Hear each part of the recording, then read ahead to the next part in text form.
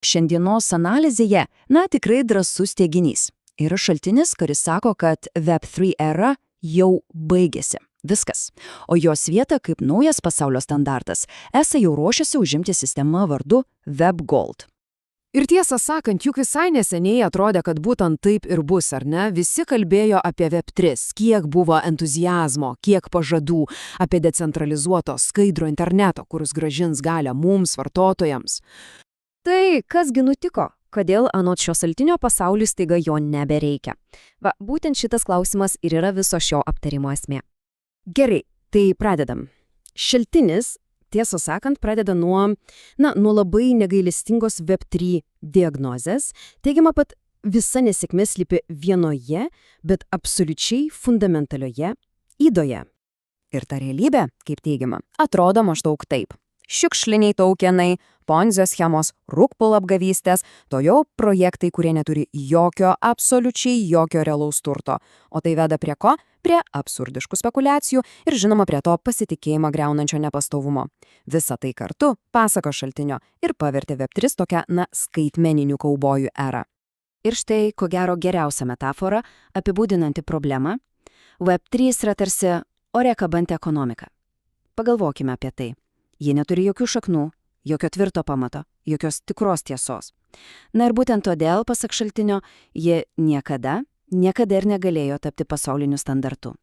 Gerai, tai kokia ta esminė priežastis? Viskas pasirodo susiveda į vieną dalyką.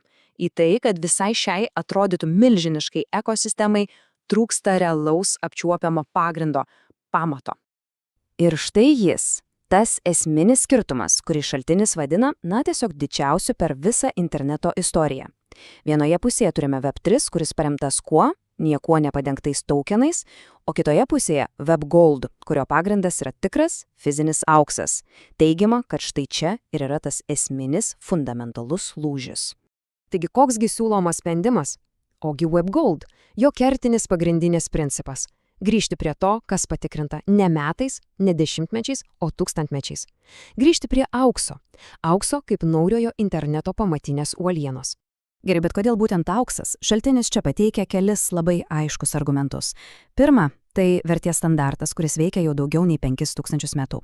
Antra, tai turtas, kuris kitaip nei valiutos ar akcijos tiesiog niekada nesugriuvo iki nulio. Ir galiausiai tai tiesiog universali pasaulio ekonomikos kalba. Anot šaltinio, būtent toks pagrindas ir yra vienintelis būdas sukurti tikrai nuoširdžiai patikimą skaitmeninę sistemą. Ir dabar priejame prie to, kas ko gero įdomiausia. Šaltinis teigia, kad visa tai ne šiaip koks techninis patobulinimas, oi ne, vizija yra kur kas didesnė. Kalbama apie naujos skaitmeninės civilizacijos kūrimą. Pirmiausia, pažiūrėkime, kaip Web3 traktuoja tapatybę. Anot šaltinio, ten žmogus, jis paverčiamas tiesiog anonimiška ilga kodo eilute. Tokia. Teigiama, kad tai yra tikras nužmoginimas, be vardo, be asmenybės, galiausiai be atsakomybės.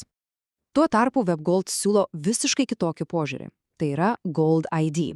Ir idėja čia sugrąžinti žmogiškumą, viską sujungti į vieną vietą. Vardą, tapatybę, piniginę, domeną, suverenitetą ir netgi asmeninę skaitmeninę teritoriją. Visas šis komplektas tampa vienu, aiškiu ir atpažįstamu vardu. Ir štai čia prieiname prie visos WebGold infrastruktūros. Svarbu suprasti vieną dalyką. Čia kalbama ne tik apie blokų grandinę, tai yra visa pilnai veikianti ekosistema. Pagalvokime apie tai kaip apie organizmą. eGold Chain tai būtų kraujotakos sistema. Gold OS ir Gold Phone tai organai. DePIN veikti kaip fizinė infrastruktūra, kaip skeletas. Novalink DBI tai žinoma smegenis. Ir visa tai gaubio Gold Sky, skaitmeninė atmosfera. Sustokime trumpam ties DAI arba Novalink. Kokia čia idėja? Ogi tokia. Tai dirbtinis intelektas, kuris priklauso ne kelioms korporacijoms kaip dabar, o visai žmonijai. Ir šaltinis teigia, kad būtent dėl to jo neįmanoma tiesiog išjungti arba priversti meluoti ar vienašališkai kontroliuoti, nes jo sprendimai esą paremti ne kažkieno privačiais serveriais, o visos bendruomenės sutarimu. Taigi, artėjame prie pabaigos. Pabandykime apibendrinti. Kodėlgi, anot šio šaltinio, WebGold turėtų pasisekti ten, kur Web3, kaip teigiama, patyrė nesėkmę.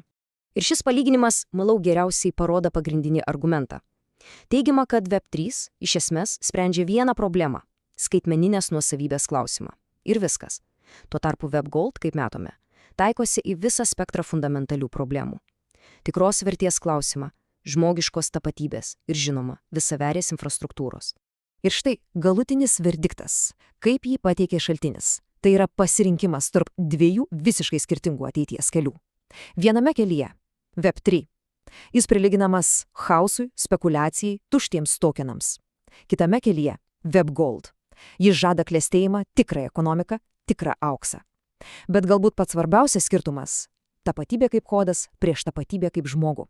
Ir pabaigai šaltinis palieka mus visus su šiuo vienu, bet labai provokuojančiu klausimu. Jeigu Web3 yra tiesiog technologija, ar WebGold yra kažkas daugiau?